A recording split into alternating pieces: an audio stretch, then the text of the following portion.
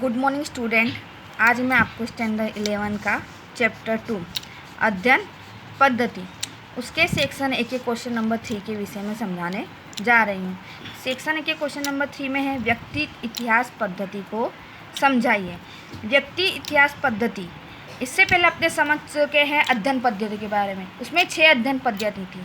पहली थी निरीक्षण पद्धति, दूसरी थी दीर्घकालीन, समकालीन और व्यक्ति इतिहास पद्धति।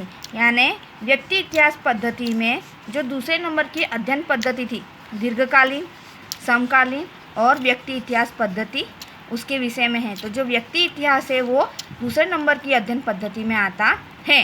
व्यक्ति इतिहास पद्धति को समझने से पहले थोड़ा शॉर्ट में मैं आपको दीर्घकालीन और समकालीन के विषय में भी समझाऊंगी। दीर्घकालीन और समकालीन पद्धति ये बच्चों के विकास का अध्ययन करता है। बच्चों के विकास का अध्ययन यानी बच्चे जन्म लेते हैं 5 वर्ष से लेकर 25 वर्ष तक, जैसे जैसे उनका उम्र बढ़ती है, जैसे जैसे उनका विकास होता है उसके ऊपर अध्ययन किया जाता है। तो उसमें सबसे पहले अपने लेंगे दीर्घकालीन पद्धति। दीर्घकालीन पद्धति का नाम सुन के अपने को पता चलता है दीर्घकालीन यानी लंबे समय तक चलना। तो दीर्घकालीन पद्धति अर्थात लंबे समय तक चलने वाली पद्धति, लंबे समय तक चलने वाली पद्धति। अब दीर्घकालीन पद्धति किस पर की जाती है? तो बालकों के ऊपर की जाती है। जैसे जैसे बालकों की उम्र बढ़ती है उनमें अनेक परिवर्तन देखने को मिलते हैं। खाने में, खेलने में, कूदने में, बीमारी में अलग अलग परिवर्तन देखने को मिलते हैं। यानी उम्र के साथ जो परिवर्तन देखने को मिलते हैं उसके ऊपर जो अध्ययन किया जाता है उसे हम बोलते हैं दीर्घकालीन पद्धति। दीर्घकालीन पद्धति का समय अवधि बहुत ही ज़्यादा है। 5 से 25 वर्ष तक की अवधि में दीर्घकालीन पद्धति का अध्ययन किया जाता है। प्रत्येक 3 या 6 महीने में इसकी तुलना की जाती है। जैसे 5 वर्ष के बच्चे, 6 वर्ष के बच्चे या 7 वर्ष के बच्चे अगर उनका अध्ययन किया है तो वो अध्ययन कैसा है, जैसे 5 वर्ष तो उसके 3 या 6 महीने बाद उसकी तुलना की जाती है कि 3 और 6 महीने पहले उसका कैसा विकास था, क्या क्या उसमें परिवर्तन हुए हैं, वो 3 और 6 महीने में उससे तुलना की जाती है। इसके बाद हम लोग लेते हैं समकालीन पद्धति। दीर्घकालीन पद्धति में कुछ लाभ और मर्यादे भी हैं। उसी तरीके से अपने लेते हैं समकालीन पद्धति। अब समकालीन पद्धति में अपने क्या है, समकालीन पद्धति क्यों उपयोग में आई? क्योंकि दीर्घकालीन पद्धति का समय काल ज़्यादा था।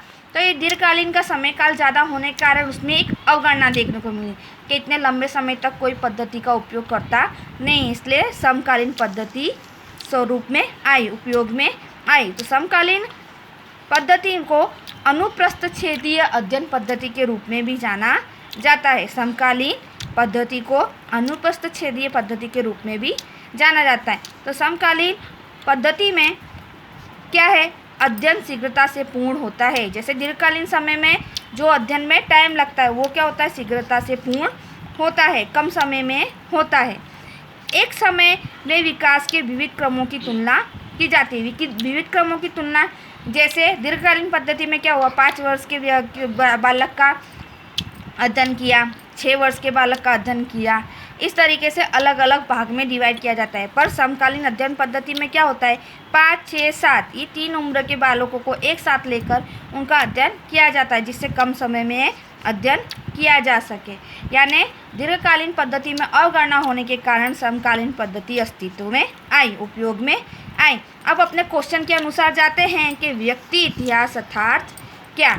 दीर्घकालीन पद्धति और समकालीन पद्धति पर क्वेश्चन के अनुसार व्यक्ति इतिहास अर्थात क्या, उसके विषय में हम समझेंगे। तो व्यक्ति इतिहास पद्धति अर्थात क्या।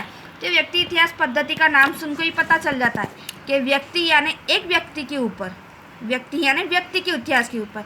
इससे आगे अपने ने जो भी अध्ययन पद्धति के विषय में पढ़ा वो कैसी थी, समूह में थी, 2 या 4 व्यक्तियों से ज़्यादा ही थे। व्यक्ति इतिहास पद्धति में क्या, एक ही व्यक्ति पर अध्ययन पद्धति किया जाता है, इतिहास पर पद्धति अध्ययन किया जाता है। तो व्यक्ति इतिहास पद्धति में क्या है, एक समय पर एक ही व्यक्ति पर अभ्यास किया जाता है। यानी एक ही व्यक्ति का उपयोग होता है, नहीं तो निरीक्षण होता है। एक ही समय पर एक ही व्यक्ति का अभ्यास किया जाता है। अब जिस व्यक्ति का भी अपने अभ्यास करते हैं उसके भूतकाल और वर्तमान परिस्थिति को जानते हैं कि यानी भूतकाल में उसके साथ क्या घटना बनी है और वर्तमान में क्या घटना बनी है। तो अपने व्यक्ति के भूतकाल और वर्तमान काल की स्थिति की परिस्थिति की जानकारी लेते हैं, निरीक्षण करते हैं, तो उसके भविष्य की व्यवहार की जानकारी मिलती है कि उसके भविष्य में कैसा व्यवहार होगा। इस तरीके से व्यक्ति इतिहास पद्धति को देखने को मिलता है। इतिहास यानी भूतकाल, यानी व्यक्ति के भूतकाल और वर्तमान काल की परिस्थिति को जान के हम उसके भविष्य की जानकारी प्राप्त कर सकते हैं। व्यक्ति इतिहास पद्धति में कुछ लाभ हैं और कुछ मर्यादा हैं। लाभ, तो लाभ क्या है कि व्यक्ति की भूतकाल परिस्थिति नहीं तो वर्तमान काल परिस्थिति और भूतकाल परिस्थिति को जानकर हम क्या करते हैं, भविष्य की जानकारी ले सकते हैं। अगर उसमें कोई भूतकाल में घटना घटी है तो उसको जानकर उसका वर्तमान में कैसी उसका कंडीशन है, उसका निरीक्षण कैसा है, उसको जानकर हम उसको भविष्य की जानकारी प्राप्त कर सकते हैं। उसकी मर्यादा, तो मर्यादा क्या है कि अध्ययन वर्णनात्मक होने से विश्लेषण में कठिनाई होती है। वर्णनात्मक यानी उसके साथ कोई घटना बनी है तो क्या करेगा, हमको बोलकर समझाएगा, वर्णन करके समझाएगा। तो वर्णन करके समझाएगा यानी हम उसको देख सकते नहीं हैं, खाली उसके वर्णन में उसको सुनते हैं, तो उससे क्या होता है, विश्लेषण में कठिनाई आती है।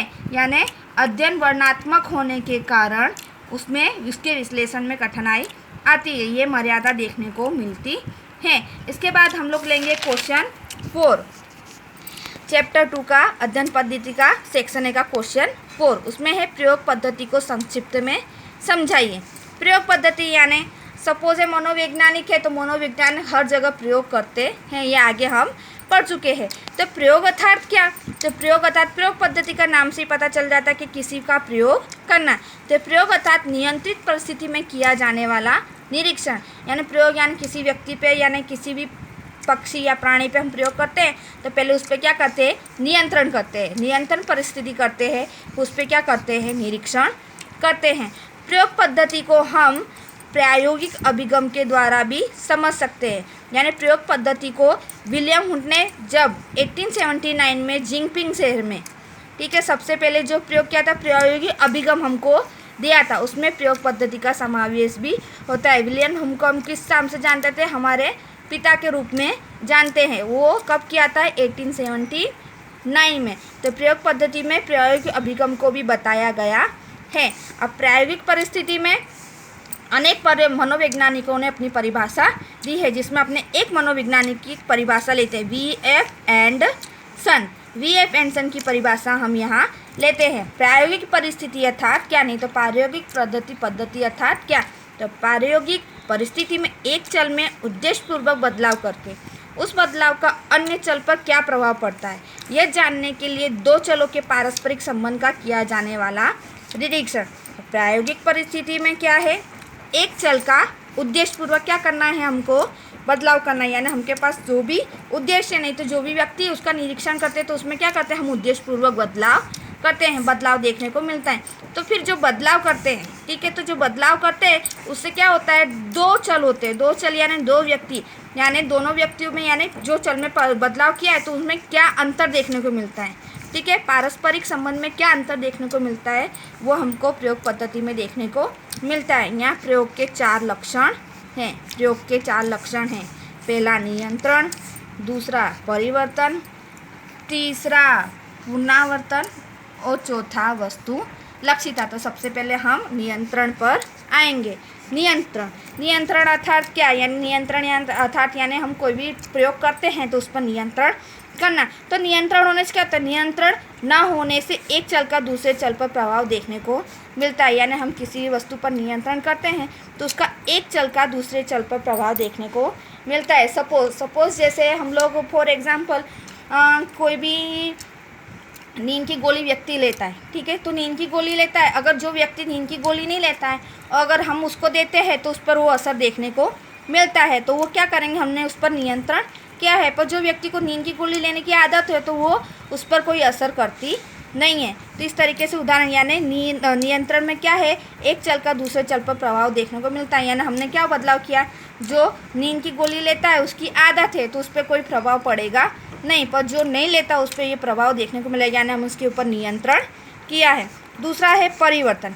तो परिवर्तन क्या है, सबसे अधिक महत्वपूर्ण, प्रयोग पद्धति का सबसे अधिक महत्वपूर्ण लक्षण क्या है, परिवर्तन। ठीक है, परिवर्तन यानी परिवर्तन से कार्य क्षमता में बदलाव आता है। यानी अगर हम कोई भी प्रयोग कर रहे हैं, जैसे पहली बार प्रयोग किया, ठीक है, उसका निरीक्षण किया, फिर थोड़ा बदलाव करके परिवर्तन करके फिर दूसरी बार प्रयोग किया, तो उसमें बदलाव देखने को मिलता है। और ये परिवर्तन करने से हमको क्या होता है, कार्य क्षमता में बदलाव देखने को मिलता है। कार्य क्षमता में बदलाव देखने को मिलता है जैसे हम 2 विद्यार्थियों को पढ़ने बिठाते हैं, 2 विद्यार्थियों को पढ़ने बिठाते हैं और हम लोग क्या करते हैं, एक जगह स्लो मोशन में गीत बजाते हैं मध्यम आवाज़ में, और एक जगह बहुत ही तेज़ आवाज़ में वॉल्यूम में गीत बजाते हैं, संगीत बजाते हैं। तो क्या होता है, जो कम आवाज़ में वॉल्यूम बज रहा है उसके यानी उसके अपने पढ़ाई का, नहीं तो विद्यार्थी का रिजल्ट देखेंगे तो वो अच्छा आएगा, और जो ज़्यादा आवाज़ में अपने ने वॉल्यूम करके किया है उसका रिजल्ट अच्छा आएगा नहीं है। क्या होता है, कार्य क्षमता में बदलाव देखने को मिलता है। यानी परिवर्तन क्या है, महत्वपूर्ण लक्षण है। क्यों महत्वपूर्ण लक्षण है, क्योंकि परिवर्तन करने से, कोई भी प्रयोग में परिवर्तन करने से बदलाव देखने को मिलता है। तीसरा है पुनरावर्तन। पुनरावर्तन मीन्स क्या है, नाम जान के आप जाओगे। पुनरावर्तन मीन्स बार बार अध्ययन करना, निरीक्षण करना। तो प्रयोग पद्धति का सबसे महत्व का लक्षण क्या है, सबसे विश्वसनीय लक्षण है। यानी पुनरावर्तन ये क्या है, सबसे विश्वसनीय लक्षण है। विश्वसनीय लक्षण कैसे है, जैसे अपने 5, 6, 7 वर्ष के 3 या 6 महीने में से बार बार अपने करते हैं, तो हमको थोड़ी थोड़ी बात में उनका क्या होता है, निरीक्षण पता चलता है कि उनमें क्या बदलाव आया। यानी समय और परिस्थिति में बदलाव आने से प्राप्त होने वाला परिवर्तन। यानी हम समय समय पर, नहीं तो बार बार परिस्थिति बदलने पर पुनरावर्तन करेंगे, बार बार उसका निरीक्षण करेंगे, तो हमको क्या मिलेगा, निरीक्षण का प्रभाव ज़्यादा मिलेगा, तो हमको जानकारी अच्छी प्राप्त होएगी। तो पुनरावर्तन से ये संभव है। यानी समय और परिस्थिति में जब जब भी बदलाव आता है तब हम उनका निरीक्षण करेंगे, परिवर्तन में निरीक्षण करेंगे, तो उससे क्या होगा, पुनरावर्तन करेंगे तो पुनरावर्तन संभव है, और वो सबसे विश्वसनीय लक्षण में गिना जाता है। वस्तुलक्षिता। तो वस्तुलक्षिता क्या है, प्रयोग के दौरान प्रयोगकर्ता या निरीक्षक की कोई भी व्यक्तिगत मान्यता हो, मनोवृत्ति हो, पूर्वग्रह का निरीक्षण या वस्तुलक्षिता करते हैं। जैसे हम कोई भी प्रयोग कर रहे हैं, ठीक है, सपोज कारखाने में व्यक्ति कार्य करता है, तो हम उसके ऊपर प्रयोग कर रहे हैं, तो वो प्रयोग के दौरान क्या है कि जैसे हमने कर्मचारी कार्य कर रहा है तो हमने उसके संगीत पर अपने ने प्रयोग किया कि वो कार्य कर रहा है तो हमने संगीत बजाया, तो उसके कार्य में क्या परिवर्तन देखने को मिल रहा है। तो अगर उसकी संगीत के प्रति रुचि होगी, ठीक है, तो वो संगीत के प्रति उसकी क्या मान्यता है, क्या मनोवृत्ति है, क्या पूर्वग्रहण है। अगर रुचि होगी तो क्या होगा, जो प्रोडक्ट है वो क्या होगी, बढ़ेगी, और अगर उसमें रुचि नहीं है तो क्या होगा, वो इरिटेट होगा। यानी हमको जो जिस वस्तु पे प्रयोग कर रहे हैं उसकी वो व्यक्ति की उसके प्रति मान्यता क्या है, मनोवृत्ति क्या है और पूर्व क्या है, उसका निरीक्षण होता है, उसको हम बोलते हैं वस्तु लक्षिता। इस तरीके से प्रयोग पद्धति के 4 लक्षण हैं, नियंत्रण, परिवर्तन, पुनरावर्तन और वस्तु लक्षिता, जिसके विषय में मैंने आपको समझाया है। अस्तु।